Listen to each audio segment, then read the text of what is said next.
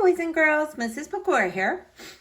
Today we're going to read a sweet story called The Carpenter's Gift, a Christmas tale about the Rockefeller Center tree. Now, I'm not sure if you're familiar with the Rockefeller Center, but it's in New York City, and they have an ice skating rink, and they put this big tree up every year. And it's a big production, and a lot of people go and see it, and they see it being lit and decorated. So this is a story about the tree. I hope you enjoy. Here we go. The Carpenter's Gift by David Rubel, illustrated by Jim LaMarche. The Carpenter's Gift. Nearly a lifetime had passed, but Henry could still remember what it felt like to wake up in the old shack, especially during wintertime. In those days, the Great Depression gripped the country, and like many people, Henry's parents were out of work. They couldn't afford coal for the stove or warm blankets for the bed, so young Henry usually woke up with a shiver. But he didn't complain because it was nobody's fault. Instead, he visited warm places in his mind. One day in 1931, actually the day before Christmas, Henry was reading a book when he heard the loud toot-toot of a car horn. He opened the front door and saw his father behind the wheel of a borrowed truck. "Go for a ride, Sparky?" his father shouted over the rumbling engine. "You bet!" Henry shouted back and raced inside to get his coat. Riding in any sort of car was a special treat for Henry, not to be missed. Soon he was sitting beside his father, nose pressed to the window glass. They drove into a nearby grove of evergreens. Henry breathed in the strong, familiar smell.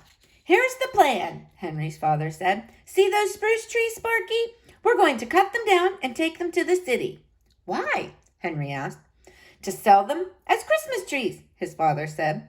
Even though New York City was just an hour's drive away, Henry had never been there before. He shivered with excitement at the thought of seeing all those tall buildings scraping the sky. When Henry and his father reached Midtown Manhattan, they began looking for a place to park and unload. Driving down Fifth Avenue, they found a good spot next to a construction site. "Mind if I sit up here?" Henry's father asked a worker. The man looked them over. It didn't take him long to figure out that Henry's father was down on his luck. "No problem," the man said. "I'll give you a hand. My name's Frank." Then he turned around and called out, "Hey, Mikey, Polly, help me out here." For the rest of the afternoon, Henry and his father sold trees to passerby. By the end of the day, they had earned enough money to make the trip a success. "We should be getting home now," Henry's father said as the sun set behind the tall building. "What about the rest of the trees?" Henry asked. "I thought we'd give them to Frank and the other fellows." Henry nodded in agreement. The best presents are the ones you don't expect, he thought. Because it was Christmas Eve, the workers were having a little party. Frank and the others took the tallest of the trees that Henry and his father had given them and decorated it with whatever they could cobble together.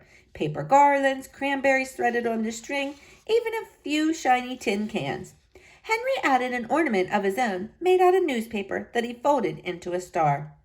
In the background, he could hear his father talking with Frank about grown-up things. The hard times for Henry's family, the shack in which they lived, but Henry didn't want to think about those things. He just wanted to look at the most marvelous Christmas tree he had ever seen. It had been the best day that Henry could remember, and he didn't want it to end. He stood before the decorated tree enchanted. The street lamps had just come on, and the tin cans glittered in their light. If ever there was a magic moment, Henry thought, this is it. He decided to make a special Christmas wish. He wished that one day his family would live in a nice, warm house. After making his wish, Henry opened his eyes. His gaze fell on a pine cone lying on the ground. He picked it up and was turning it over in his hands when he felt his father's grip on his shoulder. "Time to go, Sparky," his dad said. Henry stuffed the pine cone in his pocket, said goodnight to the workers, and walked with his father back to the truck. By the time they arrived home, it was well past Henry's bedtime.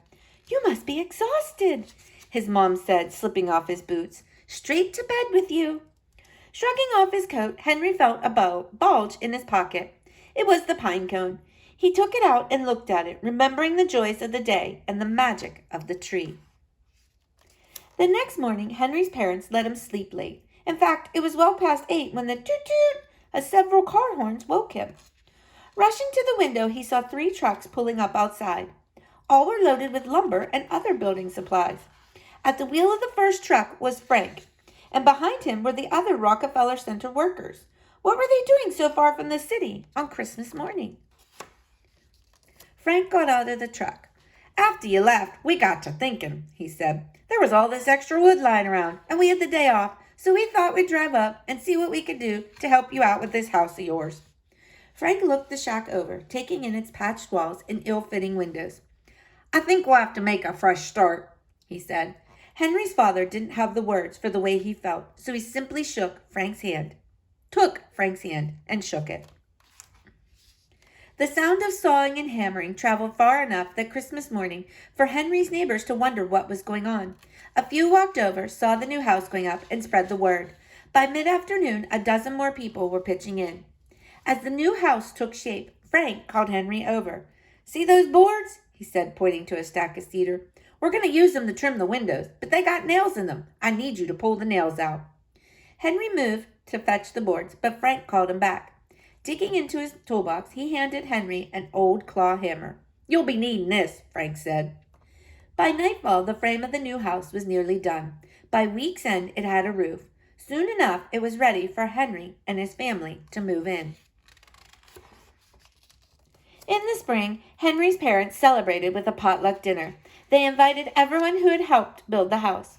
Henry was glad to see Frank again. He was ready to return the claw hammer, but Frank wouldn't take it. "You keep it, son," he said. "It may come in handy someday." After dinner, Henry sat happily in his very own room. He thought about his Christmas wish and couldn't believe it had actually come true. He knew he should do something special to express how thankful he was, and he thought long and hard about what that might be. Finally, he decided to plant the pine cone. Maybe he could be Jack from the Beanstalk story, and the pine cone could be his magic bean. Henry planted the pine cone beside his new house. In time, a seedling emerged. Henry watered and weeded it. As time passed, both he and the tree grew tall and strong. Henry especially liked to hammer away in its shade, and he became quite a good carpenter, building many projects with his skilled hands. As Henry grew up, however, he became busy with other things. He got married, moved away, and had a family. Most summers, though, he returned to visit his parents. On lazy days, he sat beneath the tree with his son, teaching him how to build things with the old claw hammer. As he got even older, Henry sometimes wondered where the time went. One day, he was a young boy, waking up with a shiver. The next, he was an old man, living alone. Not needing a big place anymore, he decided to move back into the house where he had grown up. To keep himself busy, Henry began working on the house, which was showing his age. He especially liked using the old claw hammer. Its polished handle, smooth and dark from wear, felt comfortable in his hand. One day, as Henry worked on the front porch, a man drove up to see him. The man told Henry that he worked for Rockefeller Center and that it was his job to pick out the new Christmas tree each year. "I just love your spruce," the man said. "When I saw it from my helicopter yesterday, I knew that it had to be this year's tree. Henry wasn't sure what to do. He knew that being asked was an honor, but he and the tree had grown together a long time, and he was reluctant to let it go. "I know that I'm asking a lot," the man said, "but if you agree, I can promise you that your tree will bring joy to millions of people." Henry thought some more. "And when the holiday season is over," the man continued, "we mill the tree and use the lumber to help a family in need build a new home." A family in need? Suddenly, Henry felt a shiver, and the calendar in his mind flipped back to 1931. Driving to New York City with his father, meeting Frank and the other workers, building the house, planting the tree. He knew what he had to do. "I've been given so much," said Henry. "I want to give something back. The tree is yours." Just before Thanksgiving, Henry received an invitation to the tree lighting. On the special day, a car picked him up and drove him all the way to Rockefeller Center, where he met the family whose new home would be built with the tree's lumber. They hugged him and thanked him many times for his generosity. Afterward, Henry stood off to the side and watched the family's young daughter. "It's so beautiful," the girl said softly as she stared up at the enormous tree. Then something caught the child's eye. A pine cone had fallen to the ground. Picking it up, she turned it over and over in her hands before stuffing it in her pocket. If there ever was a magic moment, Henry thought, this is it. Henry walked over to the girl, and they stood together, gazing at the glittering tree. Then Henry reached into his coat pocket and pulled out the old claw hammer. Here you go, Sparky, said Henry. You'll be needing this. The end. Now, boys and girls, this just says about the Christmas tree at Rockefeller Center. And it says, since 1933, countless New Yorkers and countless visitors to the city have come to Rockefeller Center to marvel at the world's most famous Christmas tree. Adults who visited the tree as youngsters now bring their children and grandchildren to share in the amazement. The first tree was erected by construction workers digging the foundation for Rockefeller Center in 1931. They wanted to show their appreciation for having jobs at the time, the Great Depression, when so many others were out of work. The 20-foot tree, which they pooled with their money to buy, was decorated with garlands and other ornaments handmade by their families. Today, the Christmas trees that grace Rockefeller Center are much grander, measuring 70 to 100 feet tall and about 40 feet wide. Each is decorated with 30,000 multicolored LED lights strung on 5 miles of wire. Tree selections begin with helicopter flights over New York, New Jersey, and New England. Using a laptop computer equipped with GPS, the chief gardener of Rockefeller Center records the locations of promising trees and then visits them on the ground. Once the choice is made, a team of 20 arborists fells the tree and uses 280-ton all-terrain crane to lower it onto a custom-built trailer.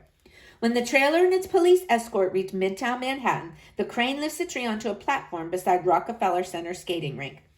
The annual tree lighting is a spectacular event attended by crowds of New Yorkers and tourists and watched on television by people around the world. It takes place the week following Thanksgiving. In 2007, a new tradition began when Trishman Spear, the company that owns Rockefeller Center, began donating the wood from the tree to Habitat for Humanity.